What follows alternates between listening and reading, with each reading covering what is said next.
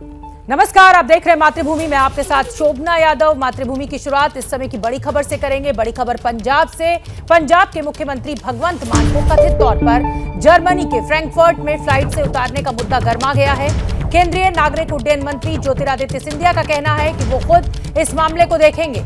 आरोप लग रहा है कि नशे में होने की वजह से मुख्यमंत्री भगवंत मान को जर्मनी के फ्रैंकफर्ट में लुफ्तांसा की फ्लाइट से इसलिए उतार दिया गया है क्योंकि वो बेहद नशे में थे। तो फ्लाइट से कथित तौर पर उतारने का आरोप खुद अब ज्योतिरादित्य सिंधिया कह रहे हैं, जो कि नागरिक उड्डयन मंत्री हैं, कि वो इस पूरे मामले को खुद देखेंगे। This was an incident on international soil in Germany. We'll have to make sure that we verify the facts, and it is up to Lufthansa and the international airline to provide that data. I will certainly, based on the request that has been sent to me, I will certainly look into it. तो पंजाब के मुख्यमंत्री भगवंत मान को Lufthansa की flight से Germany के Frankfurt airport पर उतारा गया। ये मुद्दा गर्मा गया है। विपक्ष का आरोप है कि नशे में थे भगवंत मान बहुत ज्यादा और इसीलिए उन्हें फ्लाइट से उतारा गया। अब नागरिक उड्डयन मंत्री ज्योतिरादित्य सिंधिया का बयान सामने आया है। वो कह रहे हैं कि इस पूरे मामले को वो खुद देखेंगे। फ्लाइट से कथित तौर पर उतारने का आरोप है मुख्यमंत्री भगवंत मान क्योंकि नशे में थे इसलिए इन्हें उतारा गया, ये दावा विपक्ष कर रहा है। में की एक और बड़ी खबर आपको बता दें, कर्नाटक हिजाब मामले में सुप्रीम कोर्ट में 8वें दिन की सुनवाई पूरी हो गई है। आज सुनवाई के दौरान ईरान का जिक्र भी हुआ। राज्य सरकार की तरफ से दलीलें रखते हुए सॉलिसिटर जनरल तुषार मेहता ने कहा, राज्य सरकार ने अनुशासन के मद्देनजर शिक्षण संस्थानों को ड्रेस कोड लागू करने के लिए कहा। हिजाब इस्लाम का अनिवार्य हिस्सा नहीं। ईरान समेत कई इस्लामिक देशों में महिलाएं हिजाब के खिलाफ लड़ाई लड़ रही हैं। कुरान में हिजाब का जिक्र होने भर से वो इस्लाम का अनिवार्य हिस्सा नहीं हो जाता। हिजाब के मसले पर कल कर्नाटक एडवोकेट जनरल अपना पक्ष रखेंगे। तो हिजाब का मुद्दा कर्नाटक का सुप्रीम कोर्ट में चल रहा है। 8 दिन की सुनवाई पूरी हो चुकी है। आज सॉलिसिटर जनरल तुषार मेहता ने अपना पक्ष रखते हुए कहा कि ईरान में हिजाब का विरोध हो रहा है और हमारे देश में जो है वो इसी बात को लेकर विवाद है। मैं रुक करना चाहूंगी निपुण सहगल का, ज्यादा जानकारी लिए हुए जुड़ रहे हैं। निपुण सहगल, आज कोर्ट में तुषार मेहता ने तो अपनी दलील दे दी, ईरान का उदाहरण भी दे दिया, लेकिन कोर्ट की क्या टिप्पणी थी, कोर्ट का क्या रुख था? देखिए, कोर्ट ने लगातार सभी बातों को नोट किया है क्योंकि अभी से पहले 7 दिन तक हिजाब समर्थक पक्ष बोल रहा था, उनकी बातों को भी कोर्ट ने नोट किया था। कोर्ट ने यह भी कहा था कि किसी सार्वजनिक जगह में ड्रेस कोड तो होता ही है, इसमें इतनी हैरानी की क्या बात है। आपको स्कूल कॉलेज के बाहर हिजाब पहनने से कोई नहीं रोकता, लेकिन स्कूल के अंदर अगर मना किया जा रहा है तो इतना गलत ये लगता नहीं है। आज सॉलिसिटर जनरल तुषार मेहता कर्नाटक सरकार के लिए बोलने के लिए खड़े हुए। आज 8वां दिन था सुनवाई का। उन्होंने 2-3 महत्वपूर्ण बातें की। उन्होंने पहली बात की कि 2021 से पहले सब लोग ड्रेस कोड मान रहे थे, लेकिन 2020 में पीएफआई यानी पॉपुलर फ्रंट ऑफ इंडिया ने जानबूझकर हिजाब के पक्ष में लोगों को उकसाया, जिसके बाद मुस्लिम लड़कियां हिजाब पहनकर आने लगी और जवाब में हिंदू छात्र भी भगवा गमछा रखकर आने लगे। स्कूल कॉलेजों में अनुशासन लाना जरूरी था। इसके अलावा सॉलिसिटर जनरल ने ईरान का उदाहरण दिया। उन्होंने कहा कि किस तरह से ईरान की महिलाएं हिजाब के विरोध में, जो अनिवार्यता वहां कर दी गई है, उसके विरोध में संघर्ष में कुछ लोग इसे अनिवार्य बनाने जैसा दिखाने की कोशिश कर रहे हैं। ये तमाम बातें उन्होंने कही और कोर्ट ने सभी बातों को नोट किया। ये सुनवाई कल भी जारी रहेगी। शोभना, बहुत बहुत धन्यवाद निपुण सहगल इस पूरी जानकारी के लिए। तो सुप्रीम कोर्ट में 8 दिन की सुनवाई पूरी हो गई है। हिजाब विवाद को लेकर आज जो सरकार का पक्ष था वो रखा गया कि क्यों हिजाब को ये कहा जा रहा है कि वो इस्लाम का अनिवार्य हिस्सा नहीं है। जयपुर में आज बीजेपी ने गहलोत सरकार के खिलाफ हल्ला बोला। बीजेपी ने लंपी वायरस का मुद्दा उठाकर राजस्थान की कांग्रेस सरकार के खिलाफ आज विधानसभा के सामने जमकर प्रदर्शन किया। विधानसभा कूच के दौरान बीजेपी के कार्यकर्ताओं और पुलिस के बीच झड़प भी हुई। राजस्थान बीजेपी के अध्यक्ष सतीश पूनिया भी इस प्रदर्शन में मौजूद रहे। पुलिस ने बीजेपी कार्यकर्ताओं को विधानसभा मार्च से रोकने के लिए जमकर लाठीचार्ज किया। राजस्थान में अगले साल विधानसभा चुनाव होना है। तो गहलोत सरकार पर बीजेपी का हल्ला बोल, पुलिस के साथ झड़प, लंपी वायरस का मुद्दा विपक्ष उठा रहा है। राजस्थान में सरकार की नाकामी कहा जा रहा है। लगातार गायों के मरने का सिलसिला जारी है। राजस्थान में बेहद भयावह स्थिति है। मनीष हमारे रिपोर्टर एबीपी न्यूज के जुड़ रहे हैं ज्यादा जानकारी लिए हुए। मनीष, ये हल्ला बोल तो दिखाई दे रहा है, लेकिन सही बात यही है कि राज्य सरकार लंपी वायरस के मुद्दे पर पूरी तरह से नाकाम साबित हो रही है। जो गाय हैं उनके मरने का सिलसिला लगातार जारी है और बड़ी संख्या है ये लंपी वायरस से पीड़ित गायों की। शोभना, बिल्कुल सरकारी आंकड़े की बात करें तो 50,000 से ज़्यादा गायों की अब तक लंपी वायरस की वजह से मौत हो चुकी है। और जहां तक बीजेपी के हल्ला बोल की बात है, न केवल सदन के बाहर सड़क पर उतरकर बीजेपी ने जबरदस्त प्रदर्शन किया, बल्कि सदन के भीतर भी बीजेपी ने, चूंकि राजस्थान विधानसभा की कार्रवाई कल से शुरू हुई है और बीजेपी ने आज सदन में वॉकआउट किया और थोड़ी देर बाद जब चर्चा शुरू हुई उसके बाद राज्य के पशुपालन मंत्री ने इस मुद्दे पर जवाब दिया और 3 बड़ी बातें कही। उनका ये कहना था कि हरियाणा में लंपी वायरस जो है वो भैंसों तक में पाया गया है। दूसरा, मानसून के बाद लंपी वायरस का कहर कम होगा, ऐसा विशेषज्ञों का कहना है। लेकिन बीजेपी ने दोनों ही मोर्चों पर सरकार को घेरा, चाहे वो सदन का अंदर का हिस्सा हो या सड़क पर उतरकर। हालांकि बीजेपी के कार्यकर्ताओं को पुलिस ने विधानसभा तक जाने नहीं दिया, लेकिन बावजूद उसके जबरदस्त प्रदर्शन बीजेपी की ओर से किया गया। मनीष, क्या इसको 2023 के अंत में जो राजस्थान में चुनाव होना है उससे जोड़कर देखा जाए? ये जो बीजेपी का हल्ला बोल है कहीं ना कहीं चुनाव की तैयारियों में उतरने के तरीके से देखा जाए? शोभना, इसमें तो कोई दो राय नहीं है, क्योंकि महज 1.25 साल का वक्त बचा है। राजस्थान में विधानसभा चुनाव होने हैं और अगर राजस्थान की परंपरा की बात की जाए तो 2 दशक से एक बार बीजेपी और एक बार कांग्रेस का यहाँ पर ट्रेंड देखने को मिला है। बीजेपी इसी मुद्दे को लेकर आशान्वित है कि सरकार को ऐसे ही जनता से जुड़े मुद्दों पर घेरा जाए और सत्ता में वापसी की जाए। और ऐसे में लंपी एक बेहद अहम मुद्दा है। जब राज्य में गायों की मौत हो रही है तो बीजेपी इस मुद्दे को निश्चित तौर पर भुनाना भी चाहेगी। जाहिर सी बात है, और गायों के नाम पर अच्छा खासा वोट बैंक है बीजेपी का, तो इस मुद्दे को हाथ से नहीं जाने देना चाहती बीजेपी। बहुत बहुत धन्यवाद मनीष। आगे बढ़ेंगे, इलाहाबाद यूनिवर्सिटी की बात करेंगे, जहां फीस बढ़ोतरी के खिलाफ छात्रों ने आज जोरदार हंगामा किया। छात्रों ने वाइस चांसलर ऑफिस का भी घेराव किया। हालात ये हो गए कि आयुष प्रियदर्शी नाम का एक जो छात्र था वो वीसी दफ्तर की दूसरी मंजिल की छत पर चढ़कर कूदने की धमकी देने लगा। ये तस्वीरें आप देखिए, ये छात्र अपने साथ गैस सिलेंडर और लाइटर लेकर चढ़ा था। नीचे बड़ी संख्या में छात्रों का प्रदर्शन चल रहा था, हंगामा चल रहा था और उधर एक छात्र वाइस चांसलर इमारत जो उनका दफ्तर है उसकी दूसरे माले पर चढ़ा हुआ था। फीस बढ़ोतरी के विरोध में आज 15 दिन से ये विरोध जो है वो जारी है। यूनिवर्सिटी के छात्रों का आंदोलन कैंपस से लेकर सड़क तक और सोशल मीडिया से लेकर सियासी गलियारों तक आंदोलन का मुद्दा छाया हुआ है। तो यूनिवर्सिटी में 4 गुना फीस बढ़ाई गई है। इसी को लेकर छात्रों के बीच में नाराजगी है, आक्रोश है और ये आक्रोश विरोध प्रदर्शन के जरिए छात्र जाहिर कर रहे हैं। तो कैंपस से लेकर सड़क तक विरोध प्रदर्शन इस समय प्रयागराज में देखने को मिल रहा है। प्रयागराज यूनिवर्सिटी में दिन भर हो हल्ला हो हंगामा रहा और ये प्रदर्शन पिछले कई दिनों से चल रहा है। छात्रों ने कुलपति के दफ्तर का भी घेराव किया है। 15 दिन से ये कैंपस जो है वो छात्रों के आंदोलन का अखाड़ा बना हुआ है। बढ़ी हुई फीस को लेकर ये प्रदर्शन चल रहा है। पुलिस को भी खासी मशक्कत करनी पड़ रही है इन छात्रों को समझाने में। छात्र हैं कि मानने को तैयार नहीं है।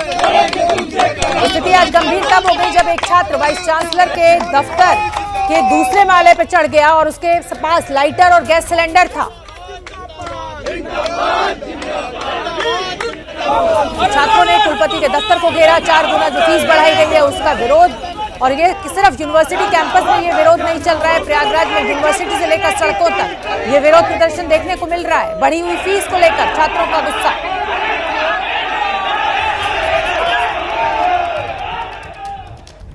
मातृभूमि में आगे बढ़ेंगे, बात कश्मीर की करेंगे, जहां 32 साल बाद सिनेमा आबाद हुआ है। जी हां, कश्मीर घाटी का पहला मल्टीप्लेक्स आज खुल गया है। जम्मू कश्मीर के उपराज्यपाल मनोज सिन्हा ने इस मल्टीप्लेक्स का उद्घाटन किया है। इस मल्टीप्लेक्स के खुलने से कश्मीरियों को 3 दशक से ज्यादा वक्त के बाद बड़े पर्दे पर फिल्में देखने का मौका मिलने जा रहा है। 2 दिन पहले ही पुलवामा और शोपिया में भी मल्टीप्लेक्स का उद्घाटन किया गया था। एक वक्त था जब हिंदी फिल्मों की शूटिंग के लिए घाटी सबसे पसंदीदा जगहों में से एक हुआ करती थी, लेकिन आतंकवाद की शुरुआत के बाद से ही बॉलीवुड ने घाटी से दूरी बना ली।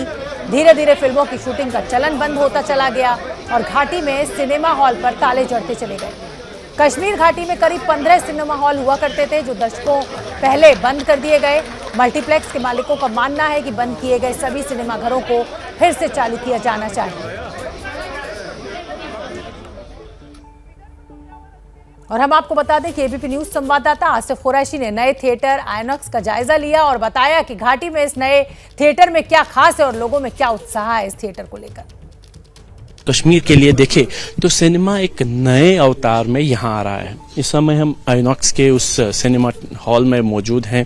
यहाँ पे देख सकते हैं आप कि किस तरीके से नए टेक्नोलॉजी के साथ ये सिनेमा खुल रहे हैं। 3 सिनेमा हॉल्स यहाँ पे होंगे, जहाँ पे 3 स्क्रीन्स होंगे, जहाँ पे लोग आके मूवी देख सकेंगे। तकरीबन 550 लोगों के बैठने की जगह होगी इन 3 थिएटर्स में। और लोगों की सुख सुविधा के लिए जो यहाँ पे इंतज़ाम रखे गए हैं काफ़ी अच्छे हैं। टेक्नोलॉजी की बात करें तो जो 3D के साथ साथ 5D का भी यहाँ पे इंतज़ाम रखा गया है। जो एटमॉस साउंड सिस्टम है वो रखा गया है। तकरीबन 35 या 37 स्पीकर्स पूरे हॉल में लगाए गए हैं और सभी तीनों हॉल्स में इसी तरीके के साउंड सिस्टम का इंतजाम, यानी नए ज़माने के सिनेमा हॉल ने कश्मीर दस्तक दी है। और पहली बार पिछले 30 सालों में एक बार फिर से लोगों के लिए सिनेमा सामने आ रहा है और पहला सिनेमा तकरीबन 30 साल के बाद खुलने वाला है। कैमरामैन अरशद हुसैन के साथ आसिफ कुरैशी, एबीपी न्यूज, श्रीनगर। तो आसिफ कुरैशी ने दिखाया कि कैसे मल्टीप्लेक्स आइनॉक्स जो है वो खुल गया है। जम्मू कश्मीर के उपराज्यपाल मनोज सिन्हा के मुताबिक ऐसी कोशिश की जा रही है कि हर जिले में एक सिनेमाघर जरूर हो। दिल है तो धड़कने का बहाना कोई ढूंढे, पत्थर की तरह बेहिस और बेजान सा क्यों है।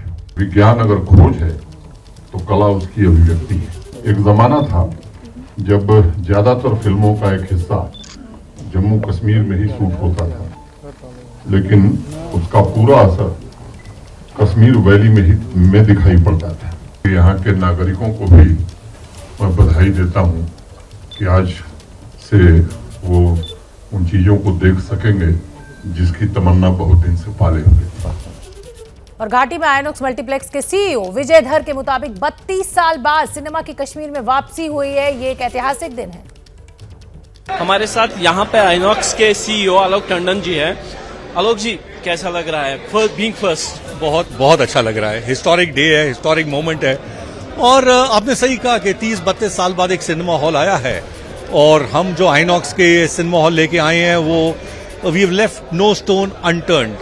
वही टेक्नोलॉजी के साथ, वही कंफर्ट के साथ, वही लग्जरी के साथ कि कश्मीर के लोग अपना आए यहाँ पे और एंजॉय करें।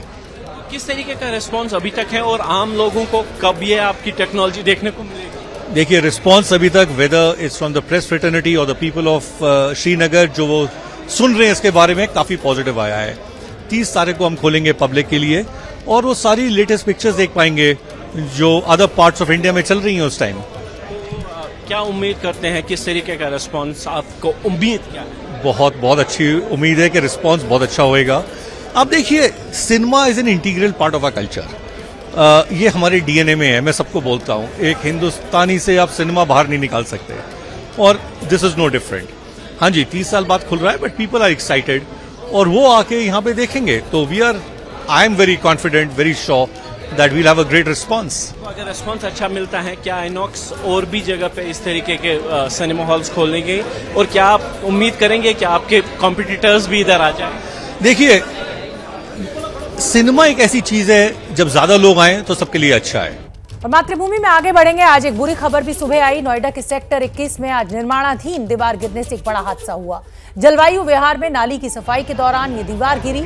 उस समय वहां पर कुल 12 मजदूर काम कर रहे थे। इस हादसे में 4 मजदूरों की जान चली गई। मुख्यमंत्री योगी आदित्यनाथ ने भी इस घटना पर शोक जताया है और इस घटना के बाद जलवायु विहार के RWA के चेयरमैन ने एक वीडियो भेजा है। उनके मुताबिक ये वीडियो शनिवार का है जब नोएडा अथॉरिटी वाले नाली की ईंट को निकाल कर ले गए थे, क्योंकि नाली को कंक्रीट का बनाया जाना था। उनके मुताबिक इसी के चलते दीवार कमजोर हुई और यह हादसा हुआ। ये 2 तस्वीरें आपके सामने। नोएडा में दीवार गिरी। क्या नोएडा अथॉरिटी ने यहां से ईंटें निकाली? दीवार का पुराना वीडियो या RWA ने, जो कि रेजिडेंट्स वेलफेयर एसोसिएशन होती है, उसने जारी किया है। जलवायु विहार जहां पर एक बड़ा रिहायशी इलाका है, रेजिडेंशियल कॉम्प्लेक्स है, वहां पर इन 4 मजदूरों की मौत हुई है। क्या यह हादसा टाला जा सकता था, यही बड़ा सवाल। और इस हादसे के बाद गौतम बुद्ध नगर के डीएम सुहास एलवाई का कहना है कि राहत का काम चल रहा है, पुलिस और दमकल विभाग अपना काम कर रही है। सेक्टर 21 में जलवायु विहार के बगल के नाली के रिपेयर के कार्यों को नोएडा अथॉरिटी द्वारा कॉन्ट्रैक्ट दिया गया था और कॉन्ट्रैक्टर के लेबरर द्वारा यहाँ काम कराई जा रही थी। और जो ये बाउंड्री वॉल है, उस वक्त जो प्रथम दृष्टया अभी तक जो लोगों ने सूचना दी है, इसकी जांच भी कराई जाएगी विस्तृत रूप से। जो दीवार उस वक्त जो गिरा है, वहाँ जब उस वक्त जो लेबरर थे, वो जो नाली रिपेयर जो करने वाले लेबरर थे, जिसके लिए नोएडा अथॉरिटी ने कॉन्ट्रैक्ट दी थी, तो वो ईंट जब निकाल रहे थे तो बगल के दीवार की ईंट उनके ऊपर गिरी और उससे ये हादसा हुई है। बाकी इसकी विस्तृत जांच कराई जाएगी और तथ्यों को पता कराई जाएगी। और अब अभी तक 2 डिस्ट्रिक्ट हॉस्पिटल में और 2 कैलाश हॉस्पिटल में डेथ होने की सूचना है, इसकी पुष्टि कराई जा रही है। और इस हादसे में एक ही परिवार के 2 मजदूर मारे गए हैं। उनके परिजनों से एबीपी न्यूज ने खास बातचीत की है। उनके मुताबिक उनके भाई को पता था कि दीवार कमजोर है। उनका कहना है कि अगर क्रेन से दीवार गिरा दी जाती तो शायद उनके घर के 2 लोग आज जिंदा होते। जब आप लोग काम कर रहे थे तो इस तरीके की पता आप लोगों को नहीं चला कि दीवार जो है वो कमजोर है? नहीं, वो अचानक गिरी। नींव जो है वो कमजोर है, ऐसा पता चल रहा था? कच्ची तो थी वो नाला, लेकिन वो गिर गई जब निकाल रहे। जो ज़रूरी सामान होते हैं, जो ज़रूरी उपकरण होते हैं पहनने के लिए, वो सब आप लोग नहीं दिए गए थे? आपके जो रिश्ते, जो भाई थे या जो भतीजे थे, उनको कॉन्ट्रैक्टर की तरफ से नहीं दिया गया था जो ज़रूरी सामान? ऐसा कुछ नहीं था। जो काम करने के औजार थे वो थे और बाकी चीज़ कोई नहीं थी। हाँ। आप लोग मतलब कि आप लोगों की भाई से बात होती होगी, तो कभी उन्होंने इस बात का खतरा जताया कि दीवार जो है वो कमज़ोर है?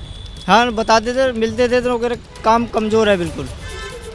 हाँ। दीवार मतलब उनको पहले से अंदेशा था कि दीवार कमज़ोर है, नाला था ना वो। तो इस तरीके के काम अक्सर किया करते? नहीं, कोठी फैक्ट्री तोड़ने काम दिया करते, जैसा काम मिलता था वैसा करते थे। तो उन्होंने अपने कॉन्ट्रैक्टर को भी ये बात बताई थी कि दीवार जो है वो कमज़ोर है, खतरा है इस दीवार को तोड़ने पे? अब इस बात की तो मुझे पता नहीं, उन्होंने से बात हुई है, वो आते हैं डेली, बताया होगा। जो इनकी जो पत्नी है आपके भाई की, उसको उनको खबर कर दी? हाँ, वो कर दिए। घर से लोग आ रहे हैं। क्या माहौल है आपके घर में? घर में तो क्या है, अब क्या है, भाई नहीं है तो कुछ नहीं। मतलब एक झटके में आपके परिवार के जो 2 चिराग थे वो चले गए? अब कुछ नहीं, सब कुछ खत्म हो गया। मातृभूमि में आगे बढ़ेंगे। इंडो पैसिफिक रीजन, धरती का वो हिस्सा जहां कंट्रोल का मतलब दुनिया मुट्ठी में कर लेना है। मिशन इंडो पैसिफिक में चीन पूरी ताकत से जुटा हुआ है। वो समुद्र के उन रास्तों पर अपना हक चाहता है जहां से दुनिया अरबों डॉलर का व्यापार करती है। हिंद महासागर में ऐसा ही एक फैक्टर है अंडमान निकोबार। अंडमान निकोबार में 500 से ज्यादा आइलैंड हैं और हर आइलैंड पर दुश्मन, स्मगलर्स और टेररिस्ट की नजर रहती है। ऐसे में जिन कंधों के ऊपर अंडमान की और हिंदुस्तान की समुद्री सीमा की रक्षा का जिम्मा है, क्या उन्हें कोई चकमा दे सकता है? क्या समुद्र में भारत के खिलाफ एक भी साजिश कामयाब हो सकती है? इन सभी सवालों का जवाब जानने के लिए एबीपी न्यूज के रिपोर्टर नीरज राजपूत और कैमरामैन वेद पांडे ने एक दिन कोस्ट गार्ड्स के साथ समुद्री सिक्योरिटी का जायजा लिया। यकीन मानिए, भारतीय तटरक्षकों के साथ बिताए गए ये 24 घंटे इतने एक्शन से भरे थे कि हम भी चौंक गए। देखिए साहस और दिलेरी से भरी ये खास रिपोर्ट, ऑपरेशन अंडमान।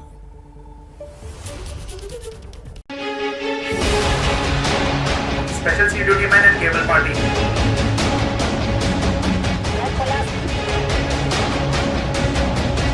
18 सितंबर 2022, Andaman Nicobar. Indian coast guard के जाबाज रोज की तरह समंदर में पेट्रोलिंग कर रहे थे। अचानक एक चौंकाने वाला मैसेज आया।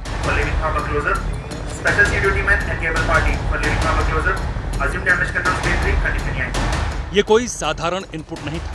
खबर मिली कि कुछ ही दूरी पर 2 संदिग्ध बोट देखी गई हैं और इन बोट्स पर कुछ लोग भी देखे गए हैं। खबर मिलते ही कैप्टन ने कोस्ट गार्ड के जहाज ICGS राजतरंग को संदिग्ध बोट की तरफ मोड़ दिया। All positions fixing with respect to length 072. Input बिल्कुल सही था। थोड़ी ही देर में बेहद घने जंगल वाले आइलैंड के करीब 2 नाव दिखाई दी। बोट पर दिख रहे लोगों की हरकतें भी संदिग्ध लगी। तो फौरन कैप्टन ने एक्शन स्टेशन का ऑर्डर दे दिया। इस ऑर्डर का मतलब था ICGS राजतरंग में सवार सभी तटरक्षक अलर्ट हो जाएं और संदिग्ध बोट को घेरने की तैयारी शुरू की जाए। सबसे पहले डेक पर हथियारबंद तटरक्षकों ने मोर्चा संभाला। अब बारी थी असली एक्शन की। 2 छोटी जेमिनी बोट पर कुछ हथियारबंद तटरक्षक सवार हो गए और उन 2 बोट्स की तरफ तेजी से बढ़ने लगे। मकसद था संदिग्ध बोट पर रेड डालना। पलक झपकते ही जांबाज कोस्ट गार्ड्स ने फिशिंग बोट को घेर लिया, फुर्ती के साथ बोट पर चढ़ाई की और पूरी बोट की तलाशी शुरू हो गई।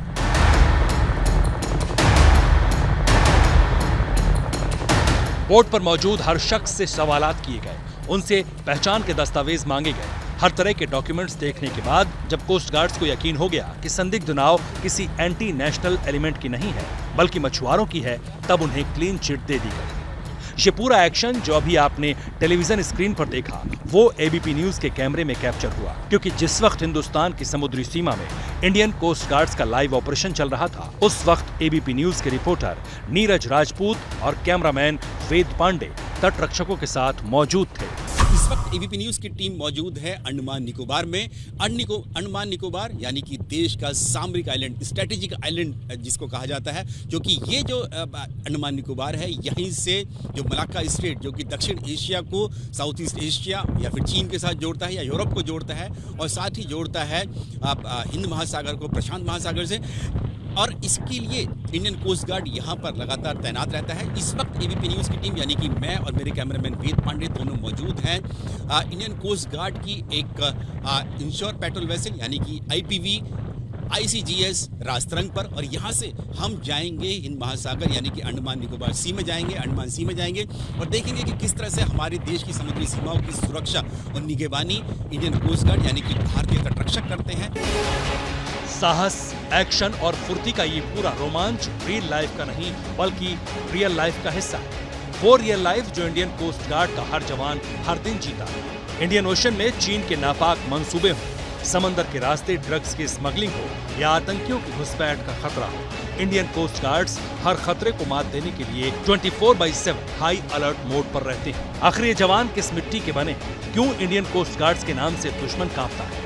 क्यों समंदर में देश विरोधी कोई बड़ी साजिश अंजाम तक नहीं पहुंच पाती? ये समझने के लिए ABP न्यूज की टीम ने पूरे 24 घंटे इन जल वीरों के साथ बिताने का फैसला किया। इस वक्त हम इंडियन कोस्ट गार्ड के इंश्योर पेट्रोल वेसल ICGS राजतरंग में हैं और इंडियन कोस्ट गार्ड और इस पेट्रोल वेसल की जो ड्यूटी है वो चार्टर ये है कि जो अंडमान निकोबार के करीब जो एक्सक्लूसिव इकोनॉमिक जोन है EEZ है उसकी सुरक्षा करना है और उसके अलावा यहाँ पर देखना है कि किसी तरह की कोई ऐसी गतिविधि ना चल रही हो सस्पिशियस या संदिग्ध, उस पर नज़र रखना है। तो ये इस वक्त हम लोग जो ब्रिज है इस ICGS राजतरंग का उस पर मौजूद हैं। हमारे साथ कैप्टन भी हैं, कैप्टन राजीव कुमार हैं और उनके साथ उनकी पूरी टीम है।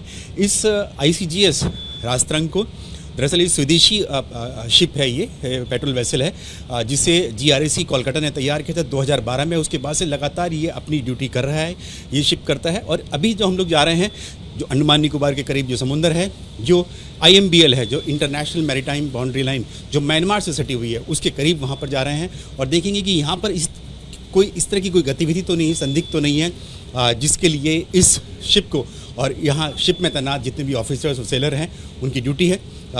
40 जो सेलर्स और ऑफिसर्स जो हैं इस शिप पर तैनात रहते हैं। लगातार जब से हम लोग अंडमान निकोबार से निकले हैं, पोर्ट ब्लेयर से निकले हैं, तब से ये ऐसे ही समुंदर में निगरानी कर रहे हैं और आगे जाएंगे हम लोग और देखेंगे कि आगे किसी तरह की कोई और संदिग्ध गतिविधि तो नहीं चल रही है जिसके खिलाफ ये जो इंडियन कोस्ट गार्ड यानी कि भारतीय तटरक्षक हैं वो उसके खिलाफ कोई एक्शन ले सकते हैं। इस चलते फिरते 50 मीटर लंबे किले को देख रहे हैं आप। ये ICGS राजतरंग सुनने में भले ही ये नाम कानों को बेहद मधुर लगता हो, लेकिन जब राजतरंग के हथियारों से गोलियां निकलती हैं तो दुश्मनों के कान के पर्दे फट जाते हैं।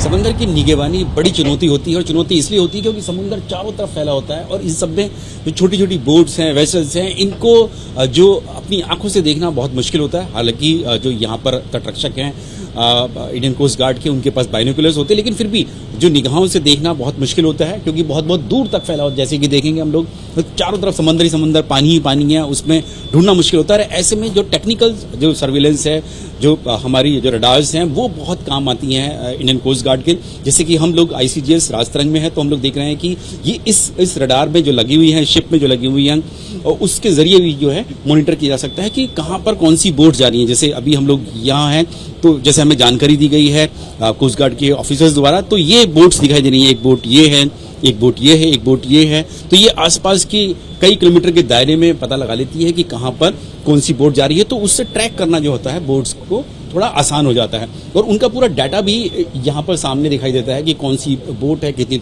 दूरी पर है, ये सब इसमें कितनी नॉटिकल माइल्स की दूरी पर है, वो सारी डाटा जो है यहाँ जाता है। एबीपी न्यूज की टीम इंडियन कोस्ट गार्ड्स के साथ ICGS राजतरंग पर सवार थी। हम अंडमान निकोबार की राजधानी पोर्ट ब्लेयर से हाई सी यानी समंदर की तरफ निकल चुके थे। राजतरंग को टास्क मिला था म्यांमार से सटी इंटरनेशनल मैरीटाइम बाउंड्री लाइन तक गश्त करने का। आदेश एकदम साफ था, अगर समंदर में कोई भी संदिग्ध जहाज दिखे तो उसे फौरन इंटरसेप्ट किया जाए। म्यांमार की समुद्री सीमा पर यह गश्त कोई मामूली काम नहीं है, क्योंकि चीन का कोको आइलैंड यहां से बेहद करीब है। ICGS राजतरंग अपना एक्शन स्टेशन करके वापस हार्बर की तरफ जा रहा है। हमारे साथ खुद ICGS राजतरंग के कैप्टन हैं, कमांडेंट राजीव हैं, उनसे बातचीत करेंगे और जानेंगे कि किस तरह से जो हमारी समुद्री सीमाओं की सुरक्षा और निगरानी कोस्ट गार्ड कर रही है। सर, स्वागत है आपका ABP न्यूज़ पर।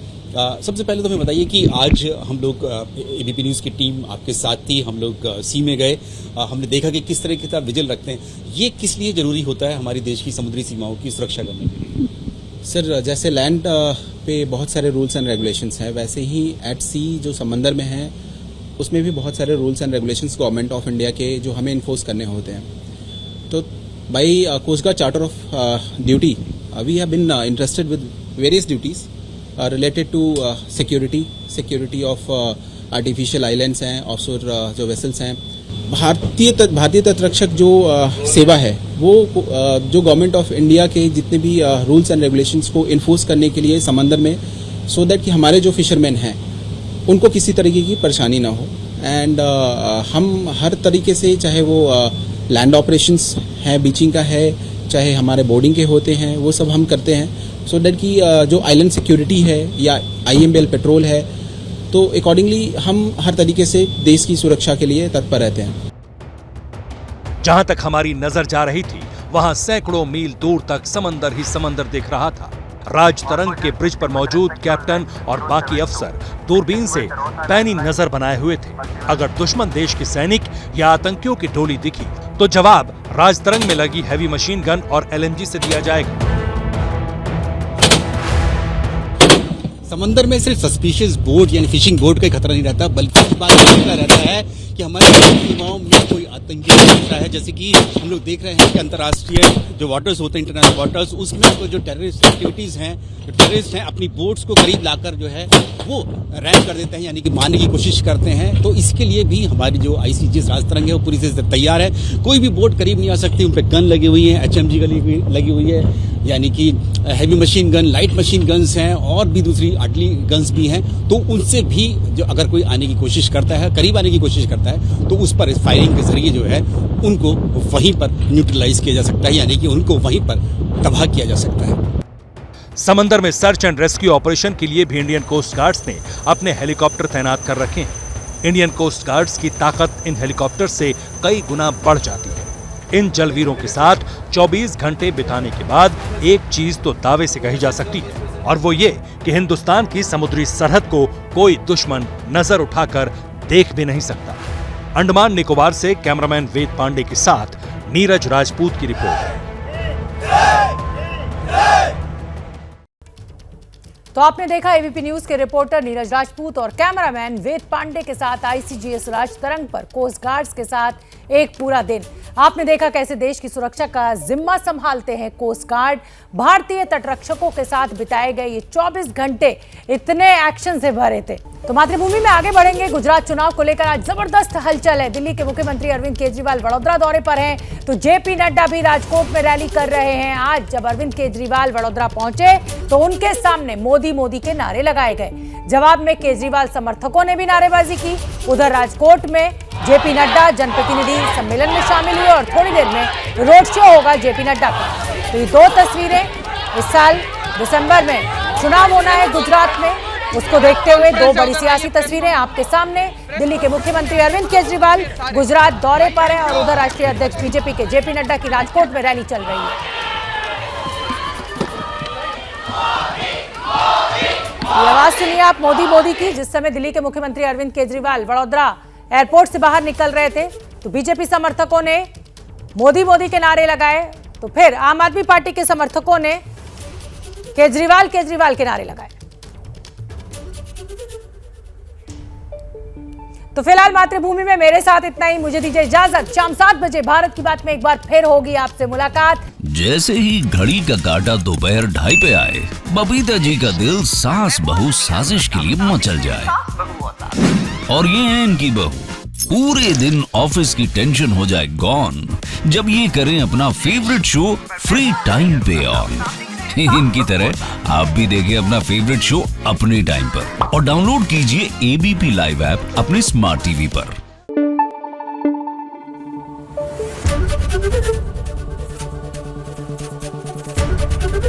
एबीपी न्यूज आपको रखे आगे।